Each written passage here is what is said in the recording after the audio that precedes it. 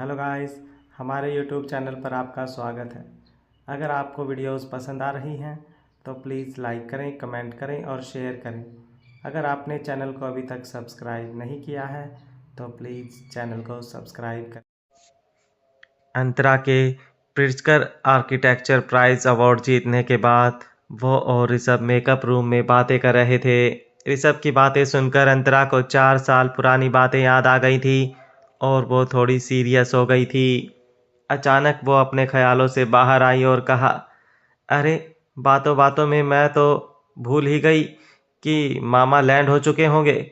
मुझे पहले ही बहुत देर हो गई है। पता नहीं एलिस पहुंची होगी भी या नहीं। ऋषभ ने मजाक उड़ाया, तुम्हारी असिस्टेंट है, मैं क्या ही कहूँ। और मुझे तो वैसे भी आज तक समझ नहीं आया कि तुमने उसे हायर क्यों किया है। उसकी डाइट पसंद आ गई थी क्या?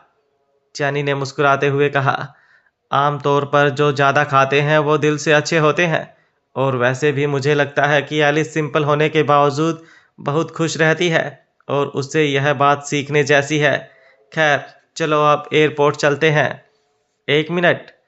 यह बोलते ही ऋषभ उठकर एक कोने से एक बॉक्स लेकर आया। देखो मैं तुम्हारे लिए क्या लाया हूँ। यह कहते हुए उसने बॉक्स खोला। अंदर कैनवास शूज थे। ऋषभ ने आगे कहा, मुझे पता है तुम्हें हील्स पहनना पसंद नहीं है, इसलिए खास तुम्हारे लिए यह खरीद कर बाहर गया।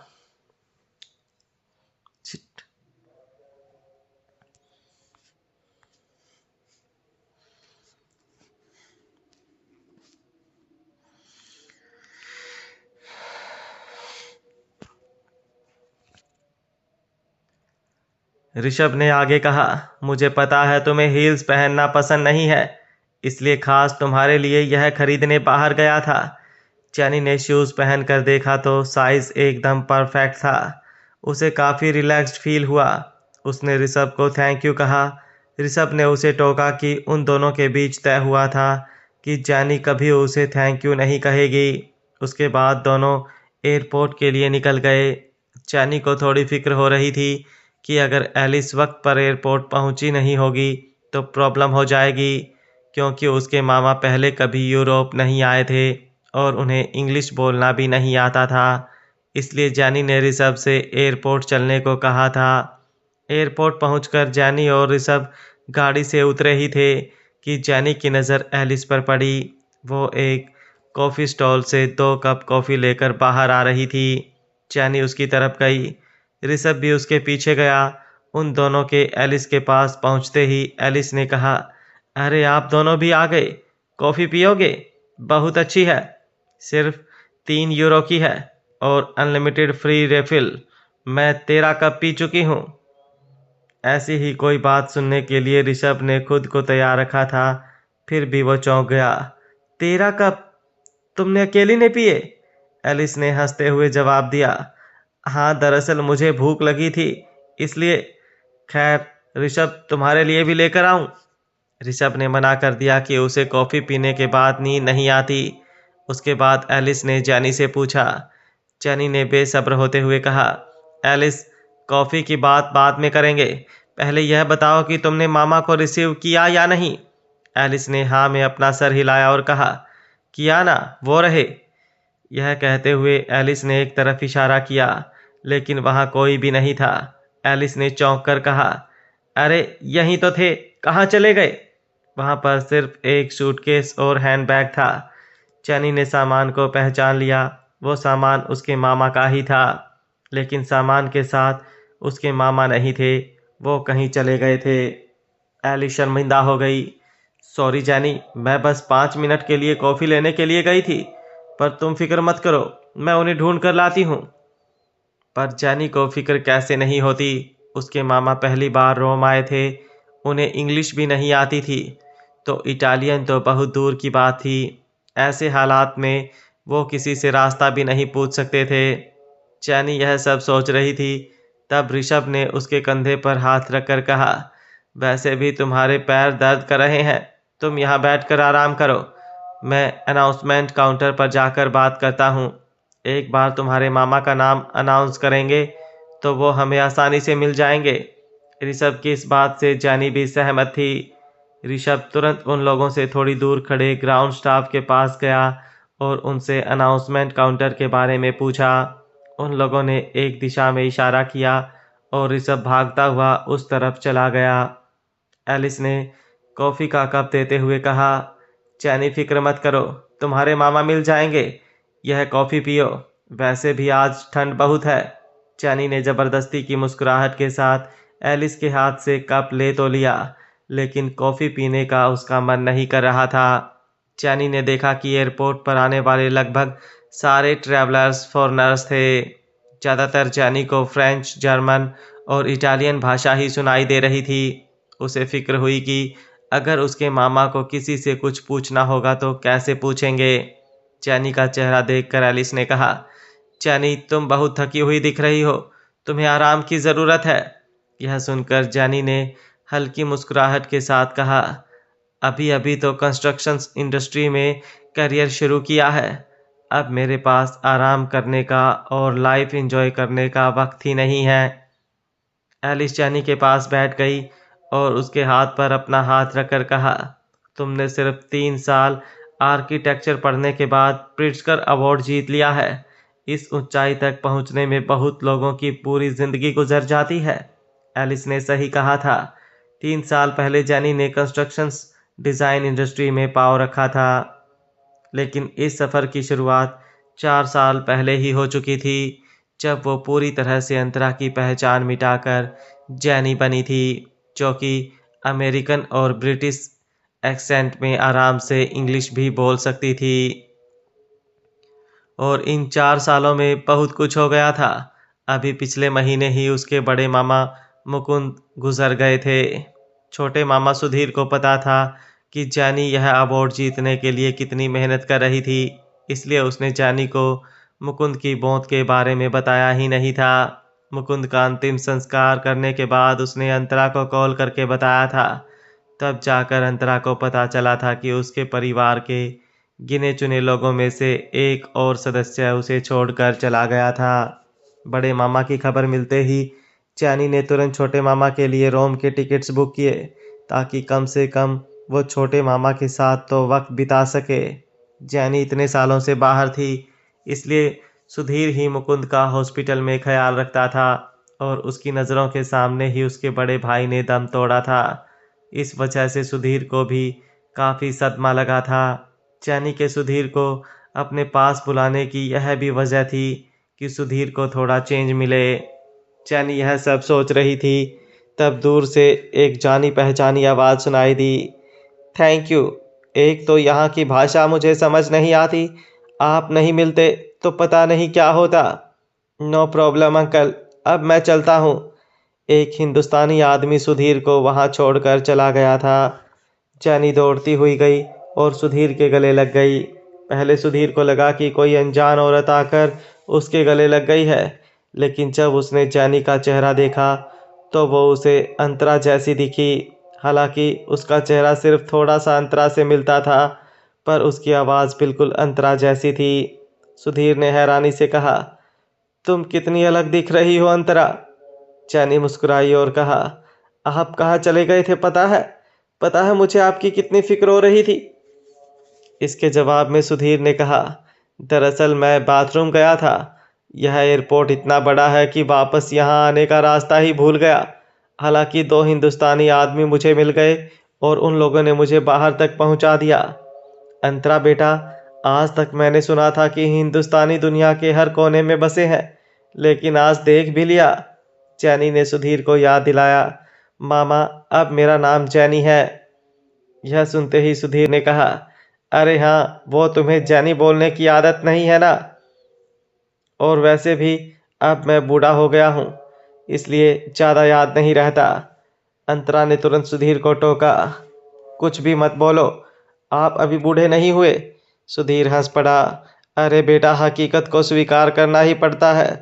तू खुद अब 30 साल की हो गई है, तो तेरा मामा कैसे बूढ़ा नहीं होगा। तू जब पैदा हुई थी तब मैं लगभग 25 साल का था। तब मुझे और तेरे बड़े मामा को तो एक बच्चे की गोदी में उठाना भी नहीं आता था।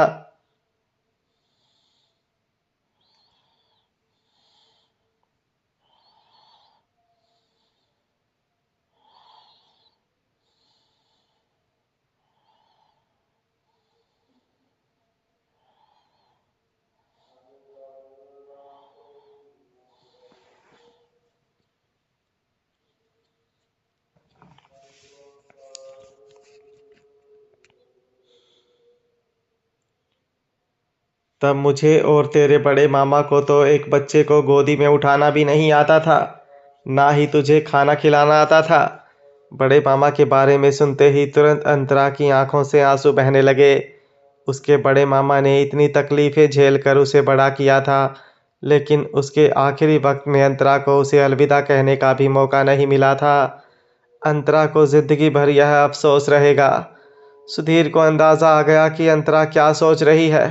उसने धीरे से दिलासा दिया, उदास मत हो बेटा, बड़े मामा बहुत शांति से गुजर गए। वो नींद में ही चल बसे थे, उन्हें कोई तकलीफ नहीं हुई थी। अंतरा ने अपनी आंखें मूंद ली और पूछा, आखिरी वक्त में उन्होंने कुछ कहा था? सुधीर ने कहा भरी, बेटा ले दे के हमारे पास एक ही तो घर है, वो भी पुराना, उसे बेचने पर ज़्यादा पैसे भी नहीं मिलने वाले। यह सुनकर अंतरा ने समझाया, मेरा वो मतलब नहीं था मामा, मेरा कहने का यह मतलब था कि अगर बड़े मामा की कोई आखिरी ख्वाहिश है तो मैं उसे पूरी करना चाहती हूँ। अब मैं थोड़ी बहुत सेटल हो चुकी हूँ, मेरे पास पैसा है, पर अब यह खुशी बांटने के लिए बड़े मामा नहीं रहे। जब वो थे तब भी मैं उनके लिए कुछ नहीं कर पाई। सुधीर ने अंतरा के आंसू पोंछे। ऐसा मत सोचो बेटा, तुम्हारे लिए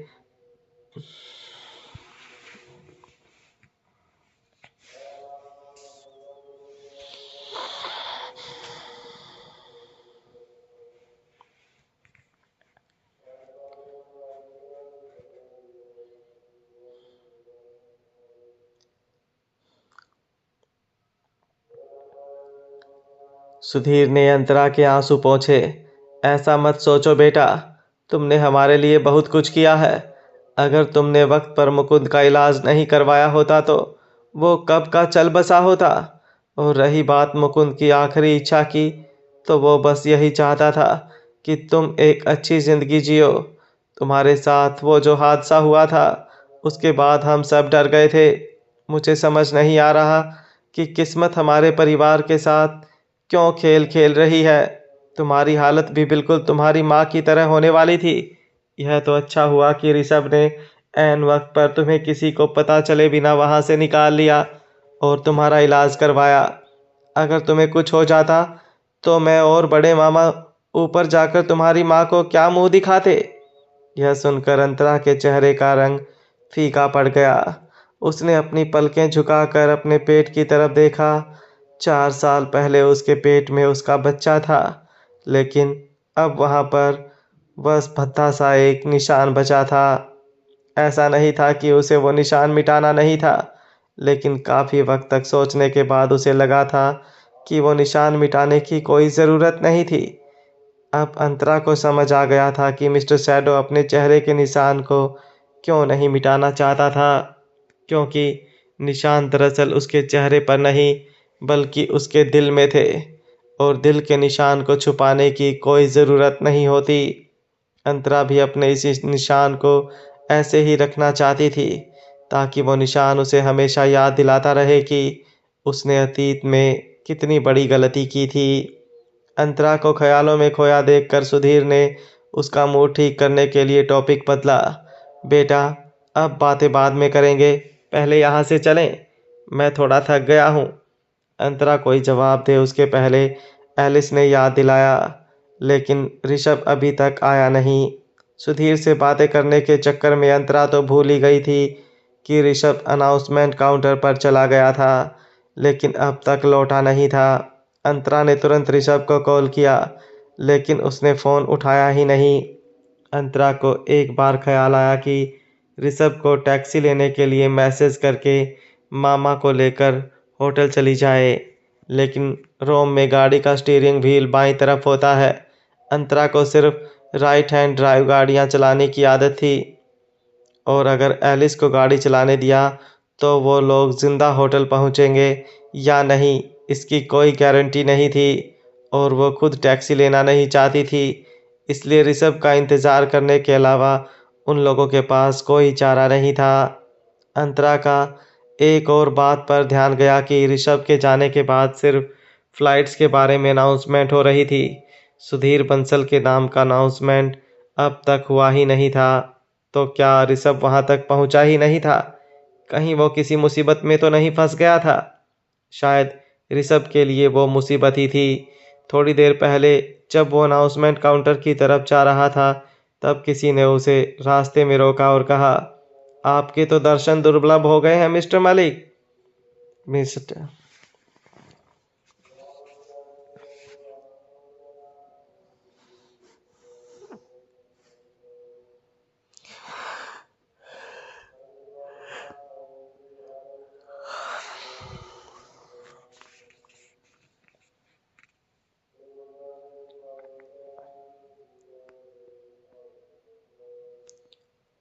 आपके तो दर्शन दुर्लभ हो गए हैं मिस्टर मलिक। ऋषभ ने उस आदमी की तरफ देखा तो वो मिस्टर शैडो का असिस्टेंट डेविड था। ऋषभ ने उस आदमी की तरफ देखा तो वो मिस्टर शैडो का असिस्टेंट डेविड था। ऋषभ ने अपनी आंखें छोटी करते हुए कहा,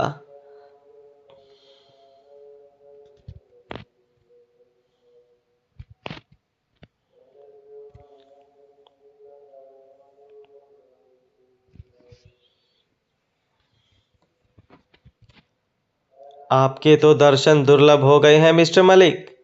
ऋषभ ने उस आदमी की तरफ देखा तो वो मिस्टर शैडो का असिस्टेंट डेविड था। ऋषभ ने अपनी आंखें छोटी करते हुए कहा, तो तुम लोग रोम भी पहुंच गए। डेविड ने ऋषभ की बात नज़रअंदाज करते हुए कहा, मैं अभी अभी अंतरा मैडम के मामा से मिला। उन्होंने कहा कि वो यहाँ किसी दोस्त से मिलने आए हैं। कहीं वो दोस्त आप तो नहीं। ऋषभ ने मुस्कुराकर लापरवाही से कह दिया, वो किससे मिलने आए हैं इस बात की तुम्हें फिक्र करने की कोई ज़रूरत नहीं है। हाँ, अगर तुम्हें इस बात की फिक्र ज़रूर होनी चाहिए कि मुझे इस तरह से रोकने के लिए अगर मैंने तुम्हारे खिलाफ पुलिस में कंप्लेंट कर दी तो इस पराए देश में तुम्हारा क्या होगा। डेविड कोई जवाब दे उसके पहले दूर से एक आवाज़ सुनाई दी, डेविड। डेविड मुड़कर एक कैफ़े में गया। वहाँ सूट पहना एक आदमी बैठा था। उसने डेविड से कहा, ऋषभ को कॉफ़ी के लिए बुलाओ। यह सुनकर डेविड ने कहा, ओके बॉस, लेकिन मिस्टर मलिक बहुत बदतमीजी से बात कर रहे हैं। उस आदमी ने हाँ में सर हिलाया। वो हमेशा से ऐसा ही है, लेकिन तुम्हें यह सब सोचने की ज़रूरत नहीं है। उसे कहो कि मैंने बुलाया है। डेविड ने हामी भरी और वहाँ से ऋषभ के पास गया। लगभग 10 बॉडीगार्ड ऋषभ को घेर कर खड़े थे, इसलिए ऋषभ के भागने का सवाल ही नहीं था और ऋषभ को भी कोई डर नहीं था। वो आराम से पास में पड़े एक सोफे पर बैठ गया और अपने फ़ोन में गेम खेलने लगा। वो बिल्कुल बेपरवाह नज़र आ रहा था। दूसरी तरफ जैनी, सुधीर और एलिस ऋषभ का इंतज़ार कर रहे थे। हालांकि एलिस फिर से अपने लिए एक कॉफ़ी लाने चली गई थी। इस मौके का फ़ायदा उठाकर सुधीर ने पूछा, अंतरा सॉरी, जैनी, ऋषभ पिछले 4 साल से तुम्हारे साथ है ना। अंतरा को समझ आ गया था कि सुधीर क्या बात करना चाहता है। उसने तुरंत मना कर दिया और समझाया, मामा, वो एक कार डिज़ाइनर है। उसकी डिज़ाइन की हुई कार्स की यहाँ पर बहुत डिमांड है, इसलिए वो भी काम के सिलसिले में यहाँ है। इसलिए आप ख्याली पुलाव पकाना बंद कर दीजिए। यह सुनकर सुधीर निराश हुआ। मतलब तुम्हें वो पसंद नहीं है? अंतरा ने कहा, अब मैं बस अपने करियर पर फोकस करना चाहती हूँ। मेहनत करके वो सपना पूरा करना चाहती हूँ जो माँ ने अपने लिए देखा था, और आपका ख्याल रखना चाहती हूँ। इसके अलावा मेरी ज़िंदगी का अब और कोई मकसद नहीं रहा, और मैं जानती हूँ कि आपको मेरी फ़िक्र हो रही है, इसलिए आप यह पूछ रहे हैं। लेकिन भरोसा रखिए, मैं पूरी ज़िंदगी खुद का ख्याल रख सकती हूँ। इसके जवाब में सुधीर ने कहा, यह तो तुम हमेशा से कहती आई हो, लेकिन फिर भी देखो तुम्हारी क्या हालत हुई। तुमने रुद्र से शादी की और तुम्हारी ज़िंदगी के 4 साल नरक की तरह गुजरे।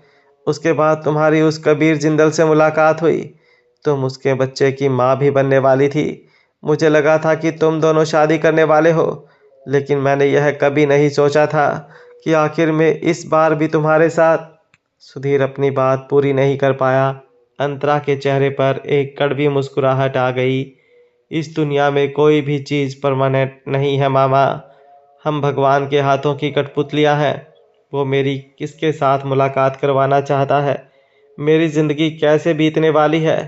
शायद यह सब कुछ पहले से तय है, लेकिन अब एक बात तो पक्की है, अब मैं कभी भी किसी के सहारे अपनी ज़िंदगी नहीं बिताऊंगी। मैं हमेशा अपनी मर्ज़ी की मालिक रहूंगी। जैनी ने अपनी बात पूरी की ही थी, तब एलिस ने सवाल पूछा, जैनी, यह कबीर जिंदल कौन है? सुधीर और अंतरा दोनों को अपनी बातों में पता नहीं चला था कि एलिस काफ़ी खरीद कर वापस आ चुकी थी। जैनी ने जवाब में कहा, वो एक दोस्त था। यह सुनते ही एलिस की आंखें चौड़ी हो गई। था मतलब, क्या वो मर गया? जैनी ने अपने कंधे उछालते हुए कहा, पता नहीं। जैनी के इस जवाब से एलिस कंफ्यूज हो गई। जैनी ने उसे समझाया, कुछ लोग ऐसे होते हैं कि जिन्हें हम जानते हैं पर उनसे मिलना नहीं चाहते। एलिस अभी भी नहीं समझी थी। ऐसा तो सिर्फ तब होता है जब दो लोगों के बीच लड़ाई होती है। क्या तुम्हारी उसके साथ लड़ाई हुई थी, या फिर उसने तुमसे पैसे उधार लिए थे और चुकाए नहीं? जैनी ने अपने ही ख्यालों में एलिस को जवाब दिया, उसने मुझसे पैसे नहीं लिए थे, उल्टा उसने मुझे बहुत सारे पैसे दिए थे। एलिस और कुछ पूछे उसके पहले सुधीर ने टॉपिक बदल दिया। अरे यह सब बातें तो बाद में होती रहेगी, पहले ऋषभ को ढूंढो, वो अब तक आया क्यों नहीं? यहाँ यह बातें चल रही थी, तब दूसरी तरफ डेविड ऋषभ को अपने साथ चलने के लिए मना रहा था। मिस्टर मलिक, हम आपको किडनैप थोड़ी कर रहे हैं जो आप इतना घबरा रहे हो। आपको सिर्फ कॉफ़ी पर इनवाइट किया गया है। यह सुनकर ऋषभ हंस पड़ा। उसने अपने फ़ोन से बिना नज़र हटाए कह दिया, तुम बस अपना देखो कि तुम लोग मुझे डरा सकते हो, और रही बात तुम्हारे साथ चलने की, तो जिसने तुम्हें मुझे लेने भेजा है उसे कहो कि खुद यहाँ आकर मुझे लेकर जाए, तभी मैं आऊँगा। यह सुनने के बाद भी डेविड एकदम शांति से बात कर रहा था। देखिए मिस्टर मलिक, अतीत में बहुत सारी गलतफहमियां हुई थी। क्या हम एक बार बैठकर इस बारे में बात नहीं कर सकते? ऋषभ हंसने लगा। कौन सी गलतफहमी? तुम किस बारे में बात कर रहे हो? मुझे तो समझ ही नहीं आ रहा। मिस्टर मलिक, चुप रहो। ऋषभ ने डेविड को चुप करा दिया। तब तक मिस्टर शैडो कैफ़े से बाहर आया और ऋषभ के सामने बैठ गया। उसे देखते ही ऋषभ ने अपना फ़ोन साइड पर रख दिया और मुस्कुराते हुए कहा, कबीर जिंदल, बिना मास्क के तुम तो पहचान में ही नहीं आ रहे। वैसे एक बात तो माननी पड़ेगी, तुम्हारे चेहरे के निशान के बिना तुम बहुत हैंडसम लग रहे हो। अब तो तुम्हारे पीछे लड़कियों की लाइन लगती होगी, है ना? इन 4 सालों के दौरान मिस्टर शैडो ने अपने चेहरे के घाव का निशान पूरी तरह से निकलवा दिया था। मिस्टर शैडो ने ऋषभ की बात को नज़रअंदाज करते हुए कहा, ऋषभ, इशिका तुम्हारे लौटने का इंतज़ार कर रही है। ऋषभ ने मजाक उड़ाते हुए कहा, तो क्या करूं? तुम्हारी बहन जिंदल परिवार की बेटी है, उसकी शादी कराने के लिए एक से एक लड़के मिल जाएंगे, और मैंने तो पहले ही साफ साफ बता दिया था कि मैं उसके साथ कभी शादी नहीं करूंगा। फिर वो मेरे पीछे क्यों पड़ी है? मिस्टर शैडो ने तुरंत टॉपिक बदल दिया। तुम पिछले 4 साल से गायब हो, तुम्हारा भाई भी तुम्हें कांटेक्ट नहीं कर पा रहा है। ऐसी क्या मजबूरी है कि तुम अपने बारे में अपने भाई को भी नहीं बता रहे हो? तुम किसी से भाग रहे हो क्या? इसके जवाब में ऋषभ ने मिस्टर शैडो की आंखों में आंखें डालकर कहा, यह सब मुझे तुम्हें बताने की कोई ज़रूरत नहीं है। मिस्टर शैडो ने मुस्कुराते हुए कहा, कोई बात नहीं, अब मैंने तुम्हें ढूंढ लिया है तो मुझे तुमसे बस एक सवाल पूछना है। ऋषभ ने तुरंत कह दिया, मैं तुम्हारे किसी सवाल का जवाब नहीं दूंगा। ऋषभ के यह कहने के बावजूद मिस्टर शैडो ने पूछ लिया, क्या अंतरा ने जाने से पहले मेरे लिए कोई मैसेज छोड़ा था? ऋषभ ने भी कह दिया, हाँ, उसने यह कहा था कि मैं बहुत हैंडसम हूँ और वो मुझसे बहुत प्यार करती है। मिस्टर शैडो कुछ कहे उसके पहले डेविड बोल पड़ा, प्लीज़ मिस्टर मलिक, बॉस के सवाल का जवाब दे दीजिए। ऐसा समझो मैं आपसे भीख मांग रहा हूँ। पिछले 4 सालों में बॉस एक जिंदा लाश की तरह जी रहे हैं। उन्हें मैडम को आखिरी बार देखना भी नसीब नहीं हुआ था। जिस इंसान ने एक ही रात में अपनी बीवी और बच्चे को खो दिया हो, उसके एक सवाल का सही जवाब तो आप दे ही सकते हैं। हालांकि डेविड की बात का ऋषभ पर कोई असर नहीं पड़ा। उसने डेविड को जवाब दिया, अगर उसे जवाब चाहिए तो अंतरा से पूछे, मैं इसके साथ क्यों कोऑपरेट करूं? इतना कहने के बाद ऋषभ ने मिस्टर शैडो की तरफ देखते हुए कहा, कबीर, तुमने अब अपनी कंपनी के साथ जिंदल परिवार का बिजनेस और आहूजा ग्रुप ऑफ इंडस्ट्रीज भी मर्ज कर ली है। इसलिए तुम्हें जैसी चाहिए वैसी औरत मिल जाएगी। और अंतरा 4 साल पहले जा चुकी है, इसलिए उसका ख्याल भी अपने दिमाग से निकाल दो और अपनी ज़िंदगी जियो। यह सुनकर मिस्टर शैडो ने कहा, मैं अंतरा का पति हूँ। मेरे पास हमारी शादी का मैरिज सर्टिफिकेट है, लेकिन मुझे अंतरा की लाश तक नहीं दिखाई गई थी। 15 दिन बाद जब मैं आईसीयू से बाहर आया, तब मुझे एक अस्थि कलश दे दिया गया। इसलिए मुझे सवाल पूछने का पूरा हक है। मिस्टर शैडो के मैरिज सर्टिफिकेट वाली बात से ऋषभ भी थोड़ा हैरान था। उसे पता नहीं था कि अंतरा और कबीर ने अपनी शादी रजिस्टर कर ली थी। हालांकि उसने हैरानी अपने चेहरे पर नहीं आने दी और मिस्टर शैडो से कहा, तुम्हारे इस सवाल का मेरे पास एक ही जवाब है कि अंतरा तो जा चुकी है। पर अब तुम मेरे एक सवाल का जवाब दो, अंतरा जैसी दिखने वाली उस औरत का क्या मामला है? तुमने पिछले 4 साल से उसे अपने साथ रखा है ना? मिस्टर शैडो ने बिना हिचकिचाए कह दिया, उसे साथ रखने के पीछे मेरी अपनी वजह है। यह सुनकर ऋषभ ने मिस्टर शैडो का मजाक उड़ाया, हाँ, तुम्हारे पास हमेशा कोई ना कोई वजह रहती ही है। और अगर तुम्हारे साथ अब एक औरत है, तो फिर तुम्हें अंतरा की जिंदगी के आखिरी पलों के बारे में जानने का नाटक करने की कोई ज़रूरत नहीं है। इतना कहने के बाद ऋषभ खड़ा हो गया। अगर 4 साल पहले तुमने होटल सहारा की लॉबी में मेरे साथ बहस करने में वक्त बर्बाद नहीं किया होता, तो आज तुम्हें मुझसे अंतरा के बारे में पूछने नहीं आना पड़ता। उस दिन तुमने तो मेरे सवाल का जवाब नहीं दिया था, लेकिन आज मैं तुम्हें तुम्हारे सवाल का जवाब ज़रूर दूंगा। अंतरा ने उसकी ज़िंदगी के आखिरी पल में कुछ नहीं कहा था, क्योंकि उसने अपनी माँ की तरह ऑपरेशन थिएटर में ही दम तोड़ दिया था। जब मैंने उसे देखा था, तब उसकी सांसें नहीं चल रही थी। मिल गया जवाब। अब आगे मुझसे इस मामले के बारे में कभी मत पूछना। यह सब सुनने के बाद मिस्टर शैडो ने कुछ नहीं कहा। ऋषभ अपनी बात बोलकर वहां से जाने के लिए मुड़ा, लेकिन डेविड ने उसका रास्ता रोक लिया। ऋषभ ने डेविड को घूरते हुए कहा, अब तुम लोग अपनी हद पार मत करो। डेविड ऋषभ को जवाब देने जा रहा था, लेकिन मिस्टर शैडो ने उसे रोक दिया और कहा, डेविड, जाने दो उसे। डेविड ने दलील की, लेकिन बॉस, बड़ी मुश्किल से यह मिले हैं। अभी तक हमने। डेविड अपनी बात पूरी करे उसके पहले मिस्टर शैडो ने कह दिया, यह मेरा ऑर्डर है। यह सुनकर डेविड ने हाँ में अपना सर हिलाया। ऋषभ ने उसे धक्का देकर हटाया और मिस्टर शैडो को घूरते हुए वहां से निकल गया। उसके जाने के बाद मिस्टर शैडो उठा और धीरे से चलते हुए डेविड के पास आया। उसने ऑर्डर दिया, ऋषभ के पीछे अपने आदमी भेजो, पता करो वो किससे मिलता है। ऋषभ रोम में पहले से था और अब अंतरा के मामा भी यहाँ आए हैं। यह इत्तेफाक नहीं हो सकता। यह सुनकर डेविड ने तुरंत अपने आदमियों को काम पर लगा दिया और उसके बाद मिस्टर शैडो के पास आकर कहा, लेकिन बॉस, आज हमारे पास बहुत अच्छा मौका था। थोड़ी देर पहले जब मैडम के मामा मिले थे, तब हमें सीधा उनसे ही पूछ लेना चाहिए था, लेकिन आपने उन्हें बिना कुछ बताए ही बाहर का रास्ता दिखा दिया।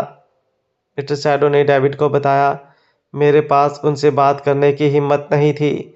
मैं उनसे किस मुंह से अंतरा के बारे में पूछता? यह सुनकर डेविड कुछ बोलने जा रहा था, लेकिन मिस्टर शैडो ने कह दिया, छोड़ो, अब पहले होटल चलते हैं। अगर ऋषभ के बारे में कोई भी जानकारी हाथ लगे तो तुरंत मुझे बताना, चाहे आधी रात ही क्यों ना हो। डेविड ने हामी भरी। Mister shadow real estate project की मीटिंग के लिए रोम आया था।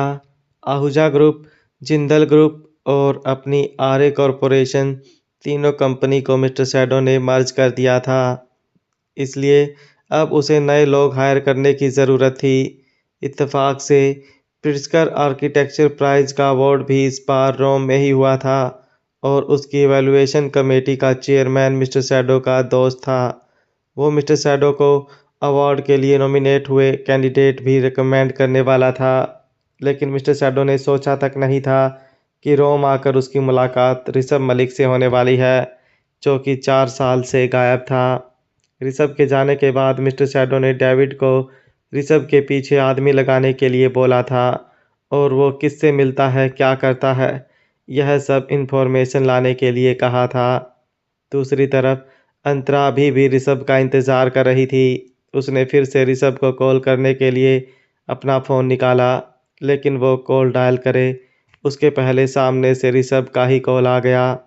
अंतरा के कॉल उठाते ही सामने से ऋषभ ने जल्दबाजी में कहा, अंतरा, तुम्हारे मामा और एलिस को लेकर निकल जाओ, चाहिए तो टैक्सी ले लो, मैं बाद में सीधा होटल पर मिलता हूँ। ऐसा लग रहा था कि ऋषभ दौड़ते हुए फ़ोन पर बात कर रहा था। अंतरा को ऋषभ के बात करने के टोन से समझ आ गया कि कुछ गड़बड़ है। उसने तुरंत पूछा, क्यों, कोई प्रॉब्लम हुई है? पुलिस वाले मेरे नज़दीक में ही खड़े हैं, कहो तो मैं उनसे बात करती हूँ। ऋषभ तुरंत बोल पड़ा, अरे नहीं नहीं, इसकी कोई ज़रूरत नहीं है। बात यह है कि कुछ पुराने दोस्त मिल गए हैं। सालों की पैसे उधार मांगने की आदत गई नहीं। क्या है कि अगर मैं पैसे नहीं देना चाहता तो मुझे कहीं छुपना पड़ेगा ना। हा हा हा। अंतरा को ऋषभ की बात ठीक से समझ नहीं आई।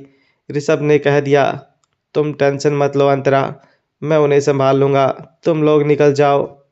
ऋषभ की आवाज़ एकदम दबी हुई थी। अंतरा को उस पर शक हो रहा था। ऋषभ, सच सच बताओ, तुम किसी मुसीबत में तो नहीं हो ना? ऋषभ ने मजाक में जवाब दिया, तुम्हें पता है ना मैं कौन हूँ? King of cars. किसी की हिम्मत है जो मुझसे पंगा ले? अब हम बाद में बात करेंगे। तुम सब निकलो और निकल जाने के बाद मुझे एक टेक्स्ट ज़रूर कर देना। अब मैं फ़ोन रखता हूँ। इसके बाद फ़ोन कट गया। सुधीर अंतरा के पास आया। क्या हुआ बेटा, ऋषभ को कुछ हुआ है क्या? अंतरा ने मुस्कुराते हुए कहा, कुछ नहीं मामा, उसे कोई पुराने दोस्त मिल गए हैं। हम निकलते हैं, ऋषभ बाद में आ जाएगा। अब ऋषभ नहीं था तो जाहिर सी बात थी कि एलिस को ही गाड़ी चलानी थी। जिस बात का अंतरा को डर था वही हुआ। गाड़ी अब एलिस के भरोसे थी। गाड़ी में बैठते ही अंतरा को घबराहट हो रही थी कि अगले ही पल कुछ हो जाएगा, और सच में यही हुआ। एयरपोर्ट से थोड़ा आगे निकलते ही एलिस का कंट्रोल खो गया। गाड़ी ने अपनी दिशा बदल दी और तिरछी होकर पेड़ से टकरा गई और टेढ़ी होकर रास्ते के बीचों बीच रुक गई। अंतरा को तो लगा था कि यह उसकी ज़िंदगी का आखिरी पल था। हालांकि गाड़ी की स्पीड ज़्यादा नहीं थी, इसलिए सब सही सलामत थे। एलिस ने शर्मिंदगी के साथ कहा, सॉरी जानी, वो ड्राइविंग की ज़्यादा आदत नहीं है ना तो। एलिस को समझ नहीं आ रहा था कि वो क्या बोले। गाड़ी तिरछी हो गई थी, इस वजह से जाने और आने वाली दोनों लेन ब्लॉक हो गई थी, और यह एयरपोर्ट आने जाने का मेन रोड था। इस वजह से सुबह के 5 बजे भी यहाँ काफ़ी ट्रैफिक था, और एलिस की गलती की वजह से दोनों तरफ ट्रैफिक जाम होने लगा। दोनों तरफ के लोग बेसब्र होकर ज़ोर ज़ोर से हॉर्न बजा रहे थे। कुछ लोग तो अपनी गाड़ियों से उतरकर अंतरा की गाड़ी के पास आकर दरवाज़ा ठोकने लगे थे। एलिस तो इतना डर गई थी कि सबसे माफ़ी मांग रही थी, सॉरी, मुझे पता है कि मेरी गलती है, मैंने पुलिस को बुला लिया है, आप प्लीज़ शांत हो जाइए। पर लोग शांत कैसे रह सकते थे? उनमें से बहुत सारे लोग ऐसे थे जिनकी फ़्लाइट का टाइम हो गया था। भले ही सामने औरत क्यों ना हो, ऐसी सिचुएशन में कोई कैसे सब्र रख सकता था? बहुत जल्द वो लोग एलिस को खरी खोटी सुनाने लगे और कार के दरवाज़ों को पीटने लगे। सुधीर ने ऐसा नज़ारा पहली बार देखा था। वो दंग रह गया। अंतरा, अब क्या करें?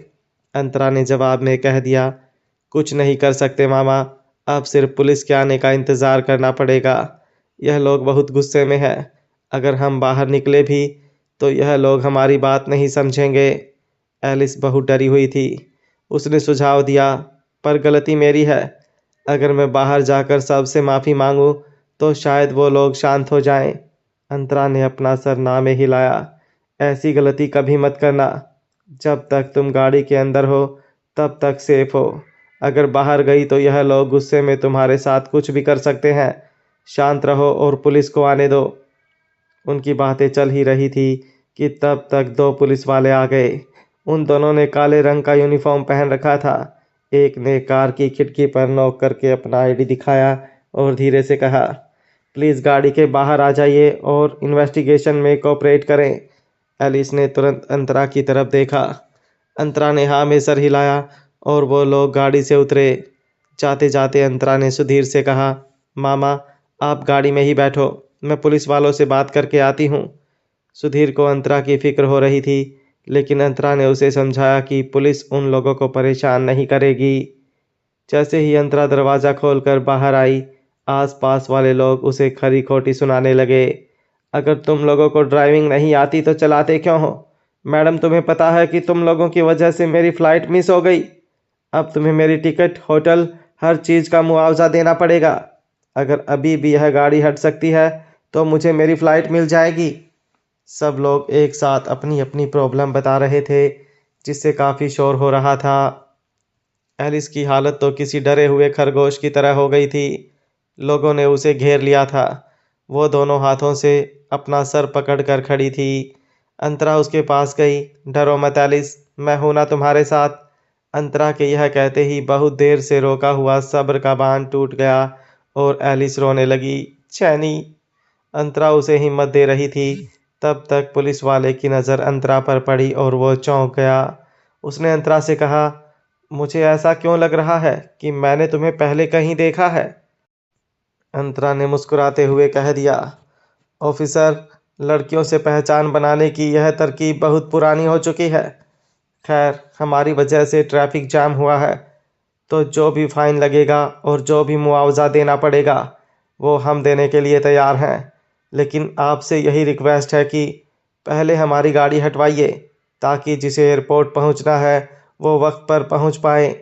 यह सुनकर पुलिस वाले ने हाँ में सर हिलाया और कहा, पहले हम ट्रैफिक क्लियर करेंगे, उसके बाद मुआवजे का मामला सुलझाएंगे।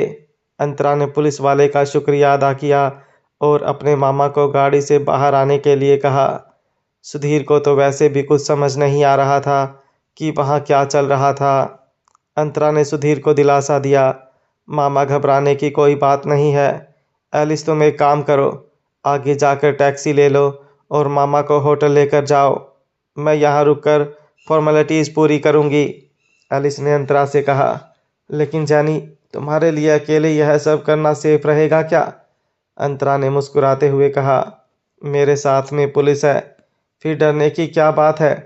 एलिस ने हामी भरी और सुधीर को लेकर वहां से निकल गई। उन दोनों के जाने के बाद अंतरा ने राहत की सांस ली। उसे बस अपने मामा की फिक्र थी। एक बार वो यहाँ से सुरक्षित निकल गए, फिर तो वो बड़े से बड़े प्रॉब्लम से अकेली निपट लेगी। एलिस और सुधीर के जाने के बाद अंतरा साइड पर खड़ी हो गई। पुलिस ट्रैफिक क्लियर करने का काम शुरू कर चुकी थी। कुछ ही देर में टॉव वैन भी आ गई और अंतरा की गाड़ी को टॉव करके चली गई। तब जाकर ट्रैफिक नॉर्मल हुआ। जिनकी फ़्लाइट्स मिलने के चांसेस थे वो तुरंत निकले, पर जिनकी फ़्लाइट मिस हो गई थी वो इतनी आसानी से वहाँ से जाने वाले नहीं थे। वो सब एकजुट हो गए थे। उन्हें किसी भी हाल में मुआवजा चाहिए था। वो लोग अंतरा को घेर कर खड़े हो गए। मैडम, हमें मुआवजा चाहिए। यूरोप के लोग लंबे चौड़े थे। अंतरा उनके सामने छोटी बच्ची जैसी दिख रही थी। अंतरा ने ईमानदारी से कहा, हमारी वजह से आप लोगों को जो भी प्रॉब्लम हुई है उसके लिए माफ़ी चाहती हूँ। आप लोग एक एक करके अमाउंट बताइए, मैं सबको कंपनसेट करूँगी। रुक जाओ, कोई आगे कुछ कहे उसके पहले उन लोगों ने एक आवाज़ सुनी। दो पुलिस वालों में से एक उन लोगों के पास आया। उसने एक टक अंतरा को देखा और फिर भीड़ से कहने लगा, किसको कितना मुआवजा मिलेगा यह पुलिस तय करेगी। जिसका जो भी नुकसान हुआ है उसे ऑन पेपर हमारे पास सबमिट करना पड़ेगा, वह भी प्रूफ के साथ, जैसे कि फ़्लाइट टिकट्स, होटल बुकिंग्स वगैरह। पुलिस की तरफ से जांच होने के बाद इस मैडम के अकाउंट से पुलिस के अकाउंट में पैसा आएगा और उसके बाद पुलिस की तरफ से आपको मुआवजा मिल जाएगा।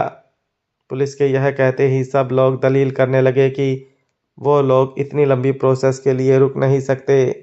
एक ने तो सीधा अंतरा से ही कह दिया, हे ब्यूटीफुल, एक काम करते हैं, तुम मुझे अपना नंबर दे दो, हम आपस में ही मामला सेटल कर लेंगे।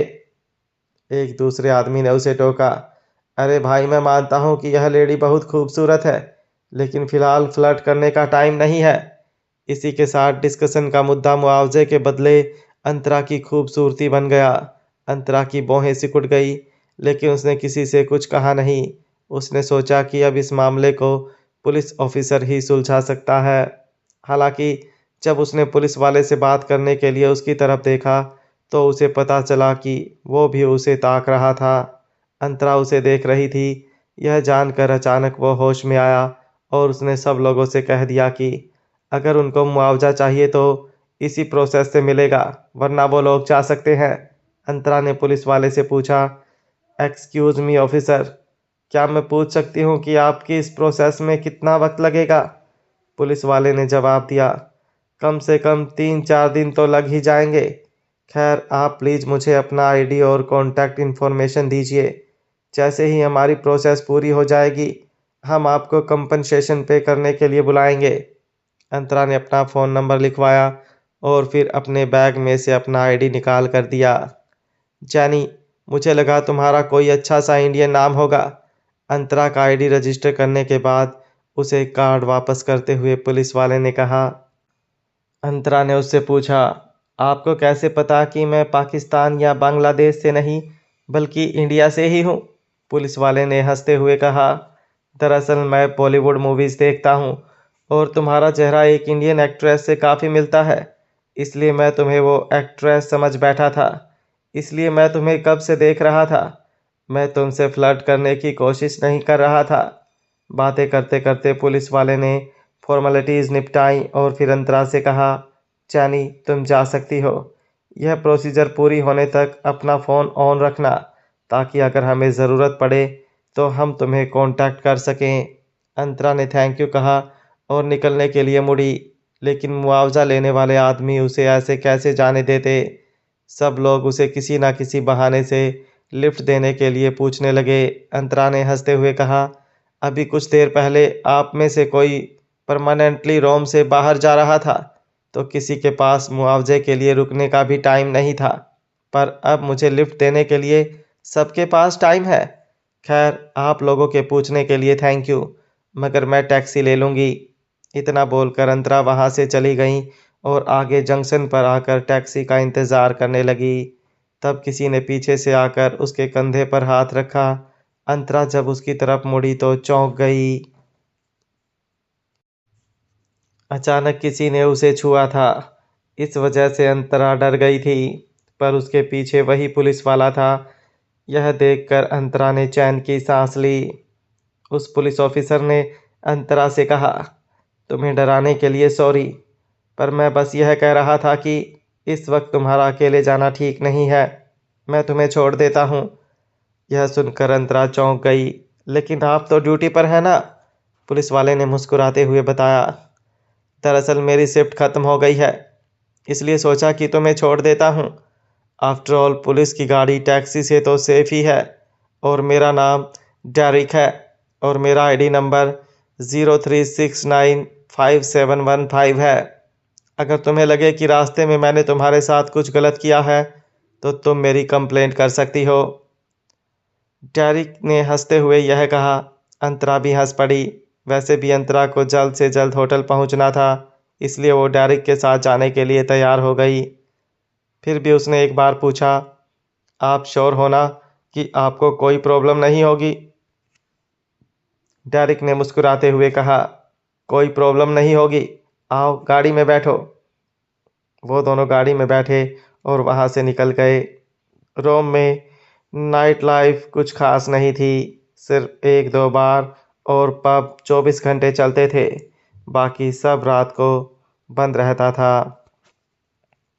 हमारा शहर लास वेगास जैसा बड़ा नहीं है, पर फिर भी रोम यूरोप के सबसे पुराने शहरों में से एक है।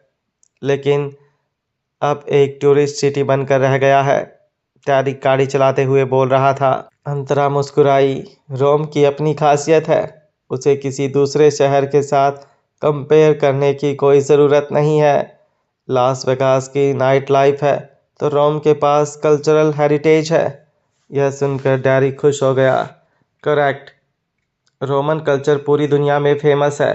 हालांकि फिर भी रोम की इतनी सारी खासियत नहीं है जितनी इंडिया की है।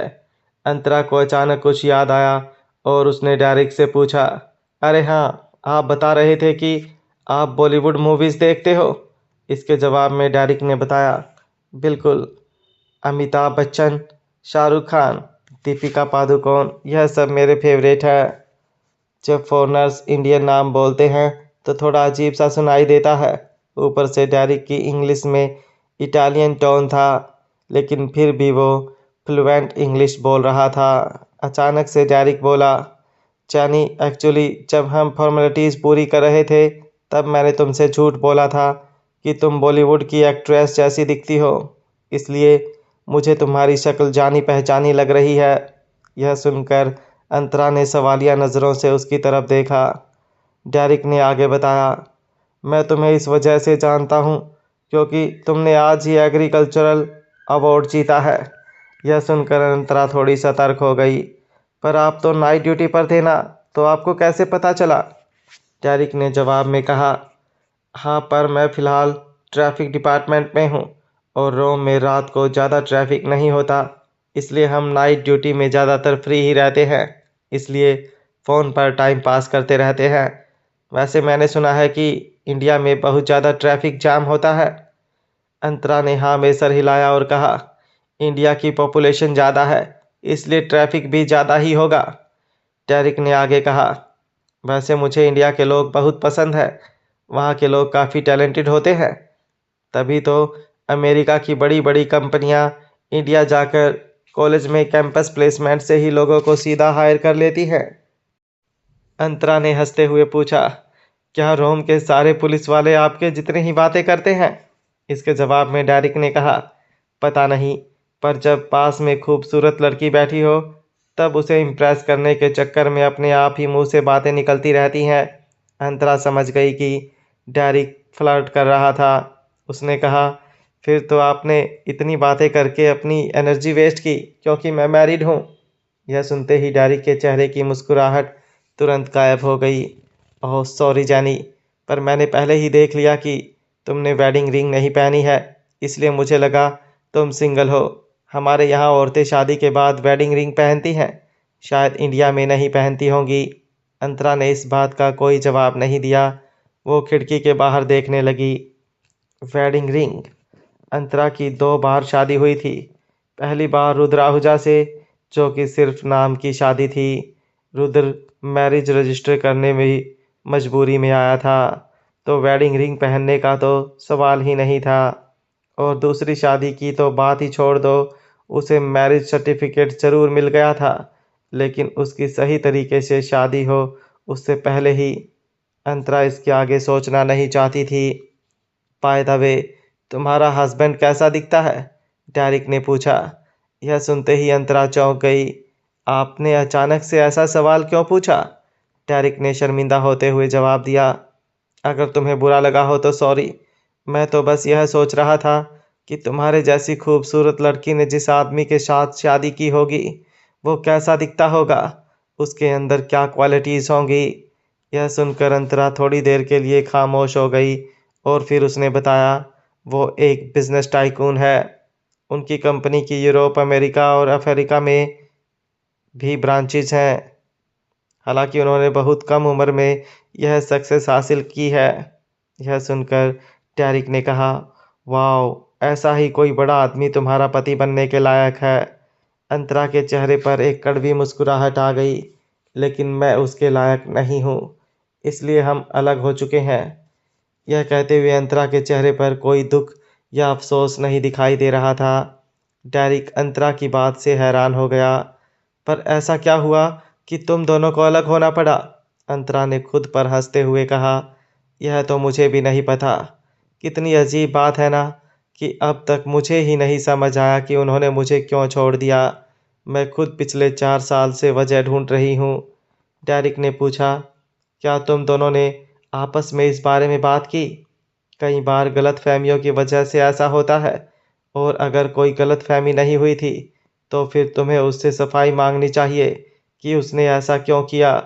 अंतरा ने तुरंत कहा, इसकी कोई ज़रूरत नहीं है। अब मुझे कोई फ़र्क नहीं पड़ता। जब पहली बार अंतरा ने एक आदमी के साथ अपनी ज़िंदगी बिताने का फ़ैसला किया था, तब 4 साल तक अपनी सास के जुल्म सहने के बावजूद उसे अपने पति से धोखा मिला था। उसके बाद जब दूसरी बार अंतरा को ऐसा लगा कि उसे एक सच्चा जीवन साथी मिल गया है, तब भी बदले में उसे यह शब्द सुनने को मिले थे कि ट्रीटमेंट रोक दो। यह 3 शब्द सारे सवालों के जवाब देने के लिए काफ़ी थे। इन 4 सालों में अंतरा ने फैसला किया था कि उसकी ज़िंदगी के पहले 30 साल तो तकलीफ़ों में बीत गए, लेकिन वो उसकी आगे की ज़िंदगी में ऐसा कुछ नहीं होने देगी। इसी वजह से अंतरा ने तय कर लिया था कि अब वो तीसरी बार यह गलती कभी नहीं करेगी और अपनी ज़िंदगी अपने हिसाब से जिएगी, ना कि किसी के सहारे। इसलिए अंतरा ने सबसे पहला काम आर्किटेक्चर की पढ़ाई करने का किया था।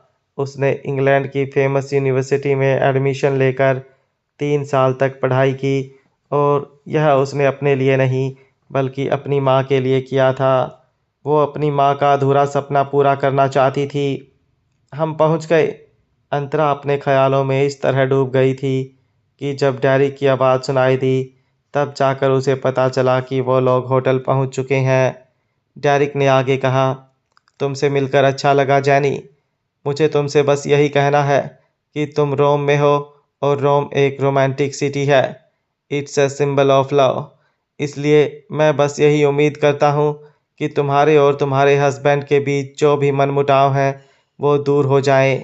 अगर तुम दोनों एक दूसरे से प्यार करते हो तो तुम दोनों को फिर से एक हो जाना चाहिए। डेरिक ने बहुत ईमानदारी से एक दोस्त की तरह यह कहा था। अंतरा ने मुस्कुराते हुए हाँ में सर हिलाया और थैंक यू कहा। उसके बाद वो गाड़ी से उतरकर होटल की तरफ चली गई। ऋषभ होटल के बाहर ही इंतज़ार कर रहा था। जैसे ही उसे अंतरा दिखी, वो तुरंत उसके पास गया, अंतरा को अपना जैकेट ओढ़ा दिया। तुम्हें इतनी देर क्यों लग गई? मालूम है मैं कितना टेंशन में आ गया था। यह कहते हुए ऋषभ अंतरा को कस कर गले लगा लिया। अंतरा को थोड़ा अजीब लग रहा था। उसने हल्के से धक्का देकर ऋषभ को दूर किया। इट्स ओके, मुझे ठंड नहीं लग रही है। पहले यह बताओ कि एलिस और मामा पहुंच गए या नहीं। अंतरा ने उसे खुद से दूर कर दिया। इससे ऋषभ थोड़ा निराश हो गया। हालांकि तुरंत उसने खुद को संभाला और अंतरा को जवाब दिया, हाँ पहुंच गए हैं। उन लोगों को तुम्हारी फिक्र हो रही थी, इसलिए मुझे कहा कि जैसे ही तुम आ जाओ मैं उन लोगों को मैसेज दे दूं। अंतरा ने हाँ में सर हिलाया। उसे ख्याल आया कि रोम आते ही तुरंत मामा ने यह हादसा देख लिया, इसलिए वो घबरा गए होंगे। उसने ऋषभ से कहा, ठीक है, मैं मामा से मिल लेती हूँ। वह कौन से कमरे में है? ऋषभ ने उसे बताया। वह 805 में है, मैं 806 में और 807 में। तुम और एलिस। मैंने सबका चेक इन करवा दिया है।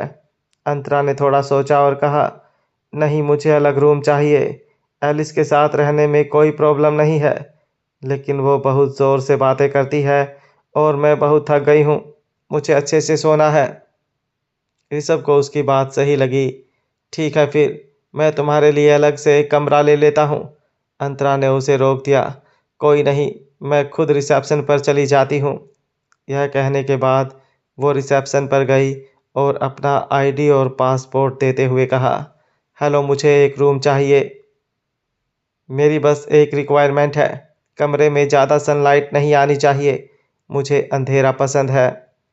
रिसेप्शनिस्ट ने हाँ में सर हिलाया और अपने कंप्यूटर में चेक किया।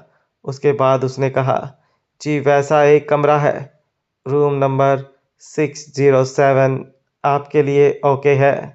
Room number 607। यह सुनते ही अंतरा के दिल में एक दर्द उठा। इस नंबर के साथ उसका पुराना नाता था।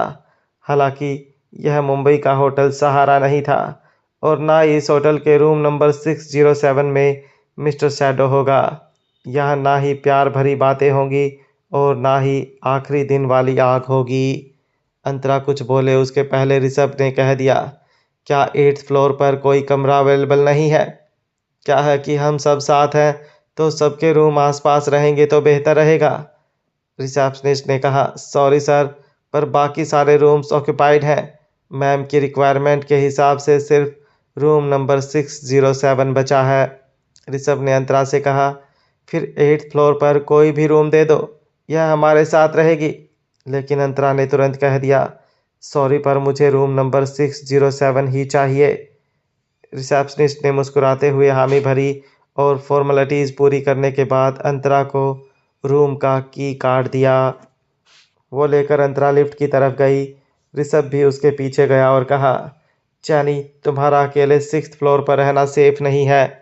अंतरा को ऋषभ की आंखों में नाराज़गी साफ नजर आ रही थी। अंतरा ने लिफ्ट में जाकर 6 और 8 नंबर के बटन दबाए और कह दिया, ऋषभ मैं दरवाजे के सारे लॉक बंद करके रहूँगी, टेंशन मत लो।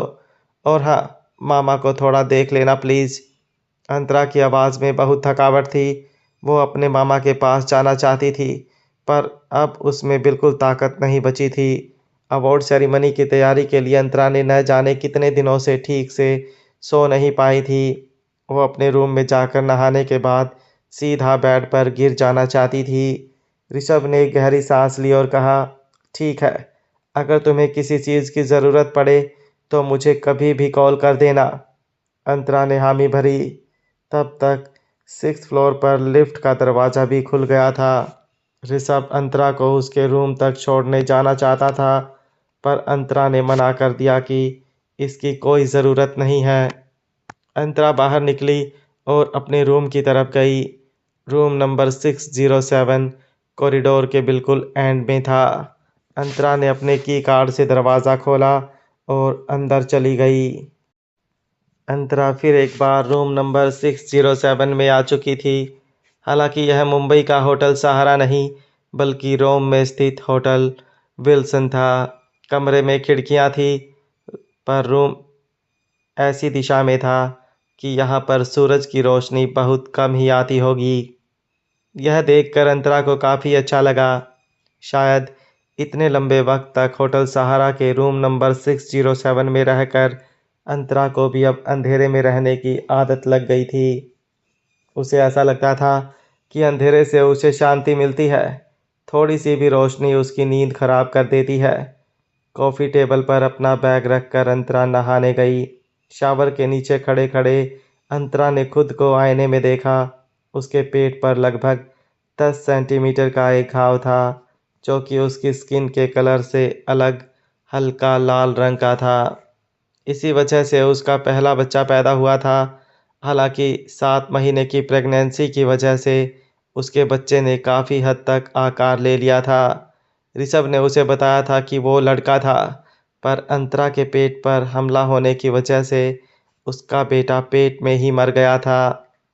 यह सब याद आते ही अंतरा के दिल में एक दर्द उठा। वो बाथरूम के फर्श पर बैठ गई।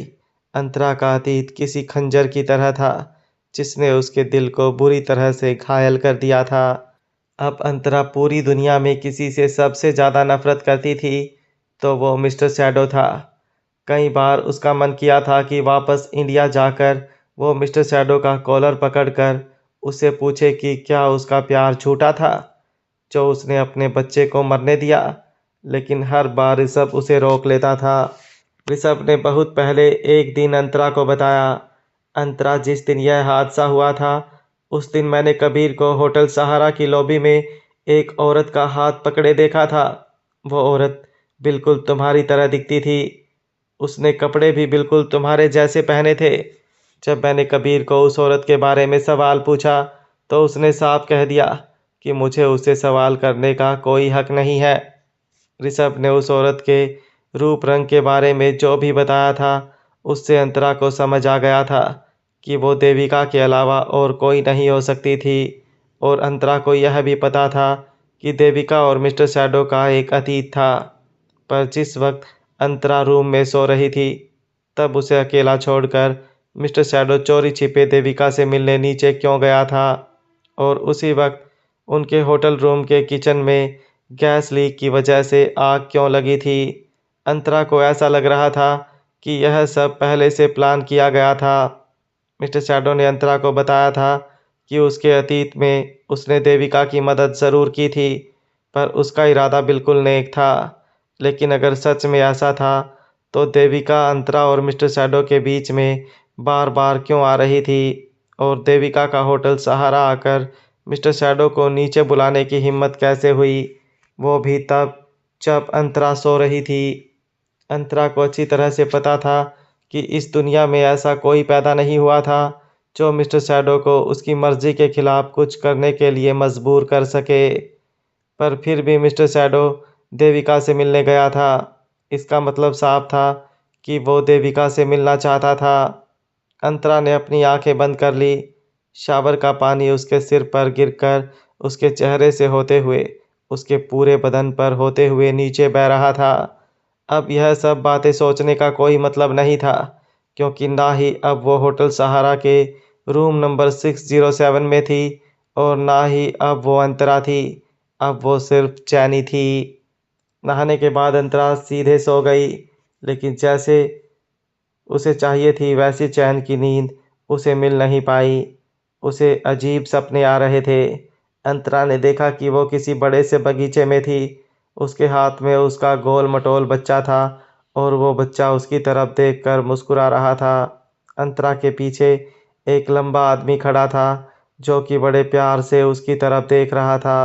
उस आदमी के हाथ अंतरा की कमर पर लिपटे हुए थे और वो अंतरा को ध्यान से चलने के लिए कह रहा था।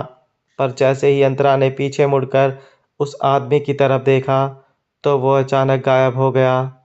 उसे अपने पीछे दूर दूर तक सिर्फ घास का मैदान दिख रहा था। उसके बाद अचानक उसका बच्चा भी गायब हो गया और उसके हाथ खाली हो गए। अंतरा डर के मारे इधर उधर दौड़ रही थी, चीख रही थी, पर उसकी आवाज़ ही नहीं निकल रही थी। इसी के साथ अंतरा जाग गई। उसके माथे पर पसीना था।